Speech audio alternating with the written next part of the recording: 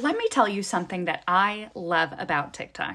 As a researcher, I get access to some of the best researchers in the world on this platform, and Amy Muse is one of them. At some time in 2022, I made a TikTok talking about the concept of happy wife, happy life. And there is research out there that supported this concept that women's happiness was a driver of relationship satisfaction, both for her and for her partner. And Amy was kind enough to come on my TikTok where I reiterated that a couple weeks ago, and she says we came out with new research that actually found something different. So let's talk about the study. So in this paper, they did two studies at once. The first study was a 9-day daily diary study where each partner in a couple reported on their daily relationship satisfaction levels over the period of those 9 days. And in the second study, they used a panel study that was conducted in Germany that accounted for participants' relationship satisfaction measures over the course of 5 years.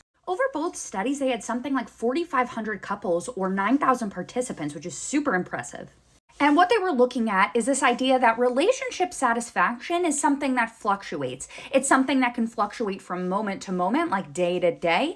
And it's also something that can fluctuate over longer periods of time, like year to year. And they found really similar findings from day to day and from year to year. People who report increased satisfaction at one time point tended to also report higher satisfaction at the next time point. And interestingly, a person's own satisfaction ratings at one time point produced an effect on the partner at the next time point, whether that was the next day or the next year. And they also assessed whether one partner had a stronger effect than the other partner, meaning is it women who are driving these effects or is it men who are driving these effects more? And they actually found that there wasn't a significant difference between those two. So each partner had a similar effect on the other partner in terms of how their satisfaction rating corresponded to their partner's satisfaction rating. So instead of finding support for the idea that women really drive effects in relationships, or as they call it, that they're the barometer of a relationship,